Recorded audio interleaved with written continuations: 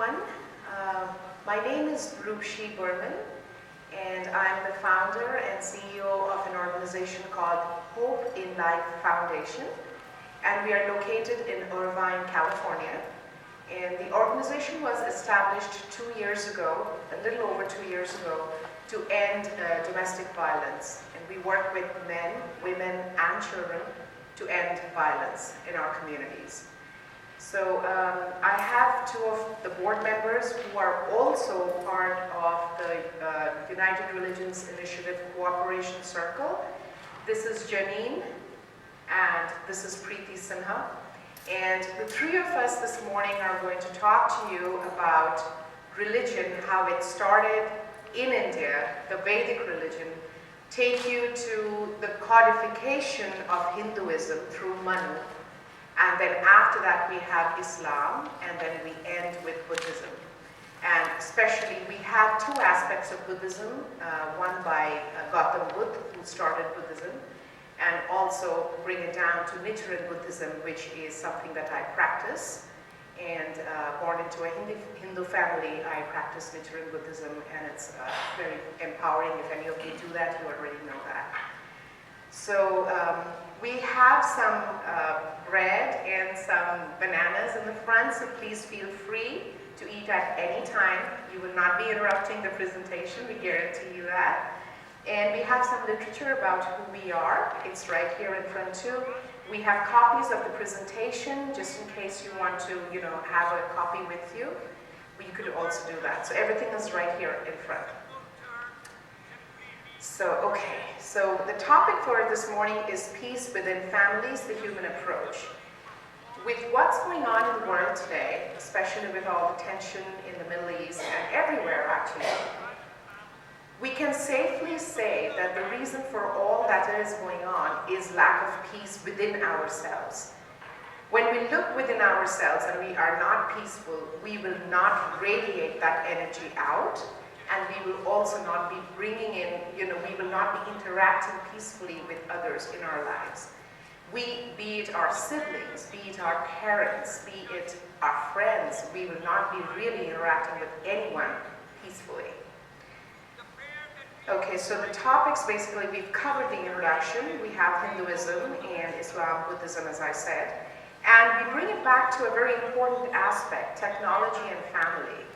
Exactly what role has technology played? And I have an IT background, and so, doing this technology part seems fairly easy to me, but we have to understand, much as we love technology, digital technology, palm technology, and all that good stuff, it's actually having a kind of a negative impact on our lives.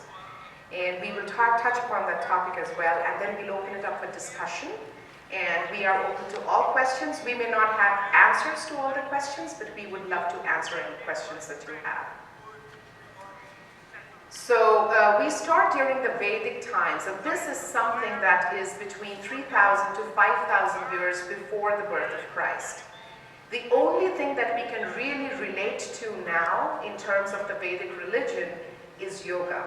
When we think of yoga, the first thing that conjures in our minds is that, oh, okay, this is part of the Vedic tradition, this is something they did, and this is how it has come down the ages to where it is today. And the whole world seems to have embraced yoga at some point in our lives. Because again, that's something that makes us look within and gives us peace within. So the Vedas we have, there are 4 Vedas, and what we are just, on this slide, we're going to talk about the Rig Vedic society because it is relevant to our topic this morning. So the Aryans, they were known as the Aryans. These people, they preferred the male over the female child, which is something that is still prevalent in India. And it's very sad that you have all these, female fetuses are killed, women are killed and all that. That's the sad part of, where this whole thing has gone, the extreme form this has taken. But, the tradition started in the Vedic traditions, and that's what we are trying to point out. And education was equally open for boys and girls, which is very good. And girls could read the Vedas. Now, at one point in Indian society, Men were given so much importance, and they were the people who did all the reading, they were the ones who got educated, and women didn't. So this is actually the benchmark. This is before that era actually happened. This is before the times when India was actually looked up upon and, you know, had equality and all that good stuff. So this is the good part of the Indian culture or the Vedic tradition or the Vedic religion. Personally, I don't even like to call it religion, because religion in a lot of ways has a negative connotation. It's just a way of life, the Vedic way of life, because yoga is something, doesn't matter which religion you follow, you just do it. It's something that you do for inner peace. It is, I would say, religion agnostic. It doesn't matter. So, going back to the topic, women could choose their partners, which is something that we don't do. I was not. I did not have the liberty to choose my partner, and I'm somebody who was raised in the 21st century. My marriage was prearranged. But at that time, in the Vedic times, yes, you could choose your partner, which is a big, you know, it was okay, that's empowerment for women, right? And in the family, of course, you enjoyed complete freedom, and the man and the woman in the household at that time had equal rights. And in domestic life, women were considered to be supreme and enjoyed freedom. That's pretty cool. And women helped their husbands in agricultural pursuits, and a man would consult his wife on financial matters. Now, this is something that is not really not prevalent in many countries in the world even today. So what I'm trying to emphasize on that this all good stuff was happening. What happened in the middle? And what did we do to ourselves to get to a point where we have now gone on to, you know, killing, you know, children and killing women, and this anger, this hatred, all this thing is just, you know, it's something that has cropped up over time, yes, but it is now somehow it has peaked at this time. And in 2013, we had the maximum number of female deaths in the world. It's not just in the US, it's everywhere in the world. It's a global statistic. So again, going back to Vedic times, only unmarried daughters had to share in their father's property. This is something which is still there. Mother's property after her death was divided between the sons and unmarried daughters. So again, this shows equality. They did have equality at that time. And a widowed mother also had some rights, and from a social and religious perspective, a man without a woman was considered inadequate. Now note that, it's very important. That is, they were considered inadequate, correct, but at some point, some place, women lost their freedom. And that is something Preeti is going to talk about in a few. You know, why did that happen? We need to understand what changed either through times, or what changed in society, what prompted this whole thing for women to lose their rights, what happened. So she will be addressing that part. And then some Vedic scholars composed hymns of Rigved. They were women. So Gargi, Maitri, and Lopamudra, these are female names. So they were also part of the tradition and culture at that time. This one is a very unique situation during the Vedic tradition that came up. So since we talked about men and women both having equal rights, this is very symbolic of the Hindu tradition. You will find this in many homes where it shows the power of the man and the woman together because they have equal rights, and it is very significant. It is not there in a lot of homes because that's not what they want. They do not want women to have religious freedom. They do not want women to have economic freedom. So that's why you don't have that in all homes, but most Hindu homes would still have this thing.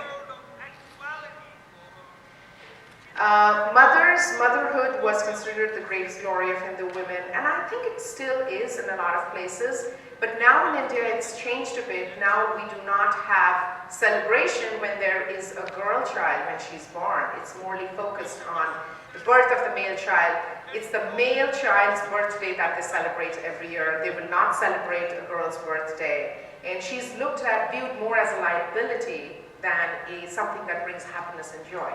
Yet, it is this girl who is in the future going to be the mother.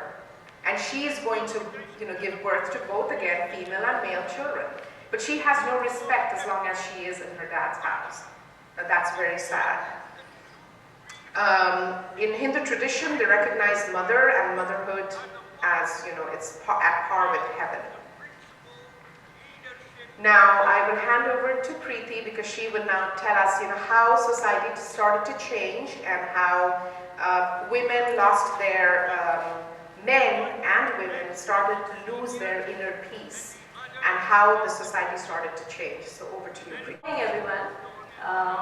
I will speak to you about Manusmriti. It was a legal text that has been quite in controversy for some objectionable statements that Manu, the philosopher, has said about women. He was considered a wise man, but the complex commentary that he made it was quite complex from a women's rights perspective. While on one hand he said that wherever women are revered, gods rejoice. On the other hand, he has laid down certain stringent constraints on women that the present-day woman may not approve of. So he first of all deprived the women of the Upanayana ceremony and thereby education. Upanayana is a ritual for boys that marks the beginning of the Brahmacharya ashrama, and that is set apart for the study of Vedas.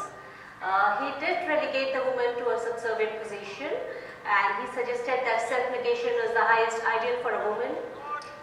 He asked her to serve her husband even if he was not a person of virtue and character, and that this was expected of a woman those days. And from what Manu said, it might appear that he had a very low opinion about women. He believed that she should be guarded against her evil inclinations, lest she brings disgrace to her family, to her father's family, to her husband's family. And he believed that a woman is always a temptress and that she should always remain under the surveillance of either her father or her brother before marriage and her husband after marriage. So these are a few outrageous things that Manu did say in Manusmriti. Although he has given the woman the right to property, he has given her the right to chastise her children, which the father doesn't possess. And he also thinks that mother is more important than the father. That way he gave a little more importance to the woman there. And then came the medieval times. It was a period when the likes of Muhammad Ghazni and various other foreign invaders, they invaded India. And it was a time when the need to protect women began to be felt. And it was during this period that we had the Sati Pratha that most of us must have heard about. It refers to the practice of or the act of burning a Hindu widow on the funeral pyre of her husband in order to show her devotion as a true wife. So, and that was also to protect her against the other men. Then it was during this period that the child marriage also came into being. That was because the unmarried Hindu girls began to be raped by the invaders. They were carried away by them as booty, and so female infanticide, polygamy, parda, and these were all the practices that came into being for the same reason, to protect the girl child.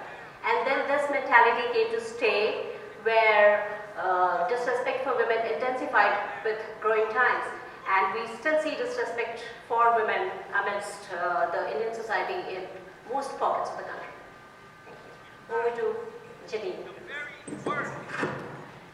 I would like to add that Manu is a very important player in traditional Hindu families. And the reason I say that is because he's the one who codified the Hindu laws. There were really no Hindu laws. There was no Hinduism. There was a Vedic tradition. So this is very important. There was no religion in India. The only thing you did was you followed the Vedic style of living, which means you lived by the 4 Vedas. And with Manu coming in, what Manu said, what he codified as the Hindu laws, or the laws that men and women and societies should follow, stems from the fact that he had a conversation with Brahma, and Brahma is actually the creator of the universe. So it was a dialogue. What he said is that he had this dialogue between Brahma, which is the supreme creator, and himself, and all the things that he said and he did and he codified as Hinduism, actually came from Lord Brahma. This is highly disputed, and obviously, women here right now, I don't think we quite believe this, but I could offend the religious gurus if I say that. So I would stay off that topic, but it's important to remember that this is the time when the society started to degenerate. And as we see, the Parda and all that stuff came to the end of the Vedic traditions, and everything introduced this. Over to you. This is Janine, and she will talk to us about Islam.